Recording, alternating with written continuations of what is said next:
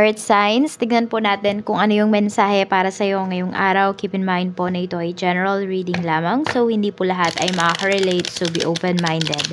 Sa mga hindi pa po nakasubscribe dito sa ating channel, please subscribe na po kayo. And palike na din po ng ating video. At sa mga nais naman po mag-avail ng ating private readings ng ating Evil Eye Amulet, ng ating Tears Bracelet, makikita nyo po yung link sa description box. Tarot Intentions by Aliana Reyes. Okay?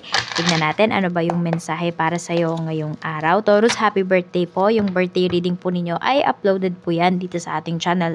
If I'm not mistaken, last month pa yata. We have confusion. Ayan, nalilito ba yung iba sa inyo?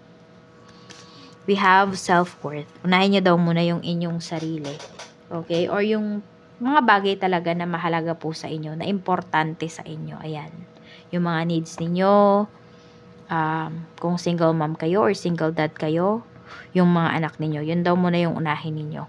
Kung nako-confuse kayo sa yung mga external na mga nangyayari sa paligid po ninyo. So, stay true to yourself.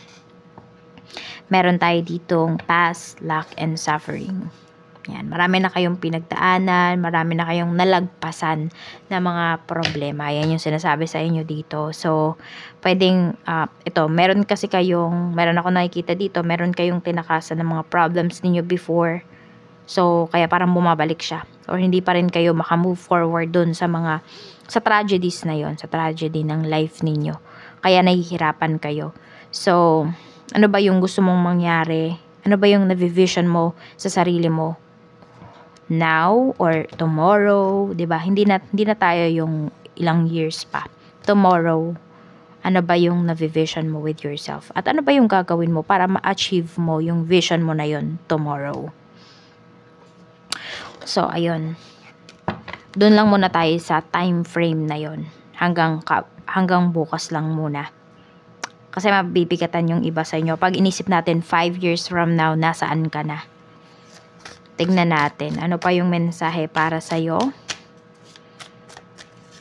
Meron tayo ditong 3 of Wands. So, may nilook forward kayo dito. Ang nakita ko kasi dito is seafoods. Hindi ko alam kung ang nilook forward nyo ba dito is about negosyo.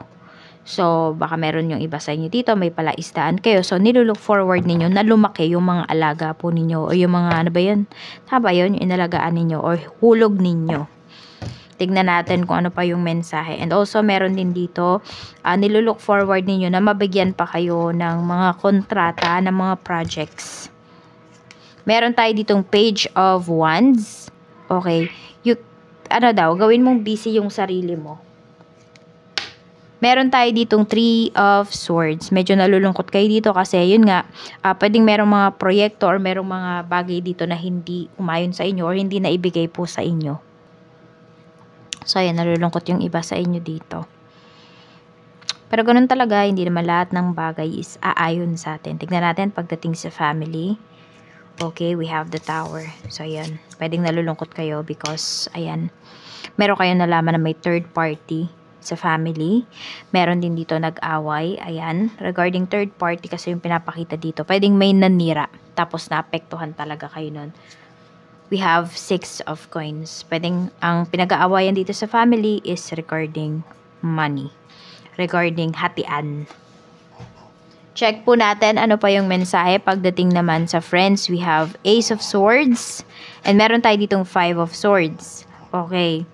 So, may sasabihin sa'yo yung friend mo dito. Parang wag kang laging umayon sa kanya.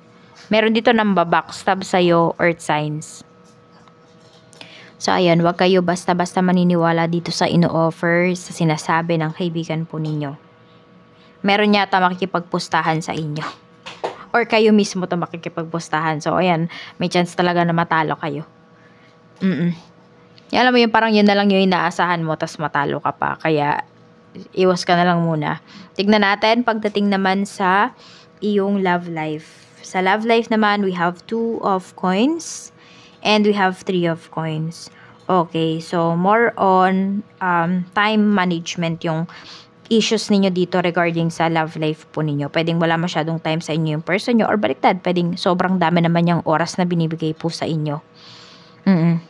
And pinapakita rin talaga dito na yung person mo, yung ka-deal mo ngayon, kung hindi mo pa yan asawa, okay, ikaw na yung nakikita niya na makakasama niya for life, earth signs. And yung iba nga sa inyo, pwedeng nagbabalak na talaga kayo dito na magpakasal or pinag-uusapan nyo na yan. Ayan o. Pwedeng both families nag-uusap na regarding dito. Kaya lang yung iba po sa inyo, pwedeng may iba pa kayong pinaplano ng person mo. So, siguro dapat sabihin nyo yun dito sa mga tao na gustong ma-involve sa relationship po ninyo. Tignan natin, pagdating naman sa kaperahan, we have the moon. So, nako-confuse kayo. Pwedeng dito kayo nako-confuse pala. Pagdating sa inyong kaperahan, we have the Hierophant. Okay. Meron na kayong nalalaman na pwedeng may nawawalang pera or, you know, meron kayong pinagdududahan dito na kumuha ng pera ninyo or could be a valuable thing sa bahay pero hindi ninyo masita. Hindi ninyo ma-confront. Medyo natatakot din yung iba sa inyo. Worried din yung iba sa inyo dito regarding your finances. Ayan, may nagpapahirap sa inyo dito na matagal na, pwedeng utang po ito. Pwedeng ito ay utang ng parents mo na ikaw yung nagbabayad. Oo. Or pwedeng utang naman ng anak mo, earth signs, tapos ikaw yung nagsasuffer dito ngayon kasi ikaw yung hinahabol nila. Meron din dito, pwedeng may gumamit ng pangalan po ninyo. So, iwas kayo sa pagbibigay ng mga IDs po ninyo. IDs. Ayan, kasi pwedeng magamit yung inyong IDs sa any transaction. Ayan, baka more on sa utang nga. Parang alam, tas meron din ako nakikita dito, pwedeng ginawa kayong guarantor. Or, kayo yung nag-guarantor pala dun sa, sa isang loan. Tapos, ayan, ngayon kayo yung nahihirapan. Pasensya na po at nandyan si Dimitri. So, we have naman, pagdating naman sa trabaho, we have the Hermit.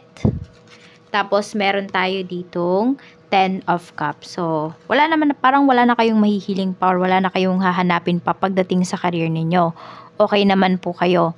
Ayan. So, we have kasi 10 of Cups. So, fulfilled ka naman. So, we have 10 of Swords. Pwede nga lang yung iba sa inyo, malapit na kayong mag-retire. Kasi yung the Hermit natin, di ba, ito ay matanda na.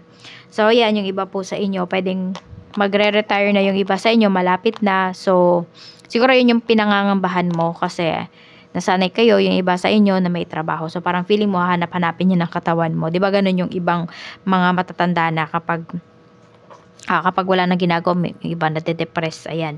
So, siguro yun yung paghandaan po ninyo. Ano ba yung mga gagawin pa ninyo?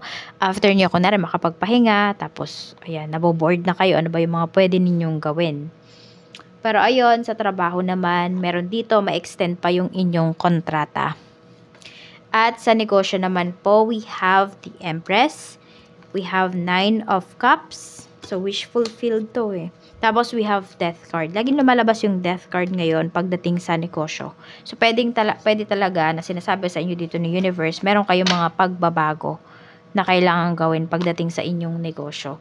So, yan, huwag kayong makontento lang dun sa alam ninyo. Pwede pa kayong matuto. Pwede pang mas lumawak yung market ninyo, yung kaalaman ninyo pagdating sa inyong negosyo.